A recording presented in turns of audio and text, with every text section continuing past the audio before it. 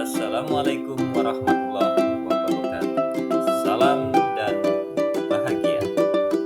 Bapak Ibu guru calon penggerak, pada kesempatan ini saya Beni Sulaiman SPD, calon guru penggerak angkatan 11 dari SDN 24 Air Saleh tahun 2024 Kabupaten Banyuasin, akan menyampaikan koneksi antar materi dari modul 1.1 yang sudah saya pelajari, yaitu kesimpulan dan refleksi pemikiran Ki Hajar Dewantara.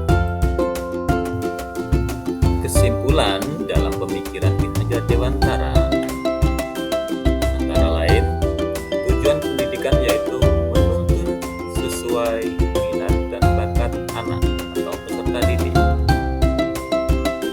Yang kedua, pendidikan harus memerdekakan anak atau murid. Yang ketiga, pendidikan tersebut sejatinya adalah pendidikan yang berpihak seutuhnya pada peserta didik atau anak.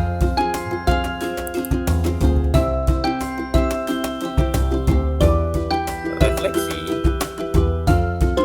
1. Apa yang Anda percaya tentang murid dan pembelajaran di kelas sebelum Anda mempelajari modul 1.1? 2. Apa yang berubah dalam pemikiran atau perilaku Anda setelah mempelajari modul ini? 3. Apa yang dapat segera Anda terapkan lebih baik agar kelas Anda mencerminkan pemikiran Ki Hajar Dewantara? Dalam pembelajaran saya sebelum saya mempelajari modul 1.1 antara lain, pembelajaran yang saya lakukan selalu berpusat pada guru. Menganggap anak sebagai kertas putih yang kosong yang bisa kita gambar sesuai dengan keinginan kita sebagai orang dewasa atau guru. Selanjutnya, mengutamakan aspek kognitif anak dan kurang dapat memahami karakter anak, serta sebagian besar siswa selalu pasif dan motivasi belajar siswa terlalu rendah.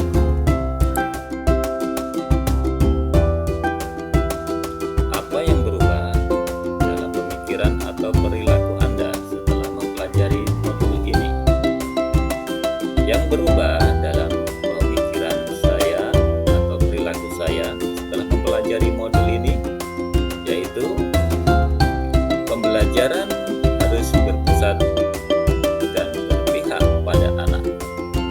Guru sebagai penuntun sesuai kodrat anak, sehingga anak dapat mencapai kebahagiaan dan keselamatan di masa depannya. Setiap anak yang lahir sudah membawa kodratnya masing-masing, yaitu watak bawaan yang diturunkan dari kedua orang tuanya, namun masih dalam keadaan samar atau bayang-bayang, juga mengibaratkan garis putus-putus.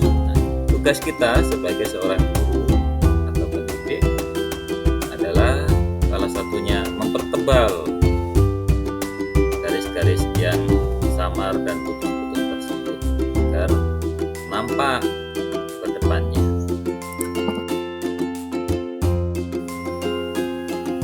Selanjutnya adalah penilaian kognitif, afektif, psikomotor, semua memiliki peran penting, saling berkaitan satu sama lainnya, dan itulah yang menjadi ciri khas khusus dalam diri setiap anak.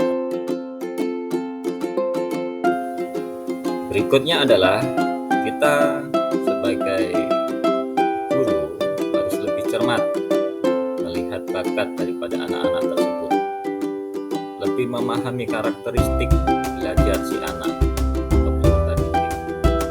Melalui apa? Melalui observasi, wawancara, ataupun pendekatan personal.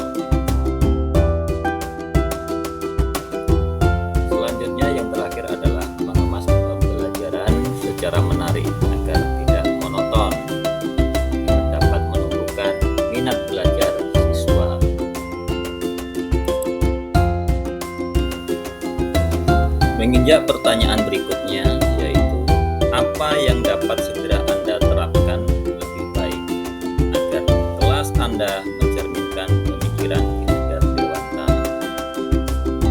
Yang dapat segera saya lakukan dalam menerapkan agar kelas lebih baik yang dapat mencerminkan pemikiran kinerja dewasa, diantaranya merancang pembelajaran yang dapat merangsang keaktifan peserta didik atau murid,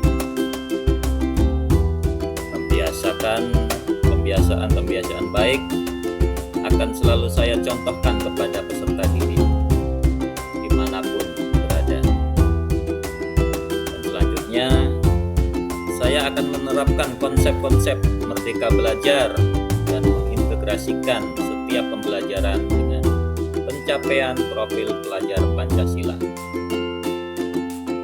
Serta saya akan melakukan identifikasi yang lebih mendalam kepada peserta didik pada kelas saya yang saya ampu. Dan yang terakhir, saya akan melakukan refleksi diri terhadap pembelajaran yang telah saya laksanakan untuk mengetahui kenyamanan dan pemahaman anak atau peserta didik dalam mengikuti pembelajaran. Berikut adalah proses pembelajaran saya setelah saya mempelajari modul 1.1. Ya, itulah tadi pemaparan dari saya tentang koneksi antar materi modul 1.1. Terima kasih atas perhatiannya. Wassalamualaikum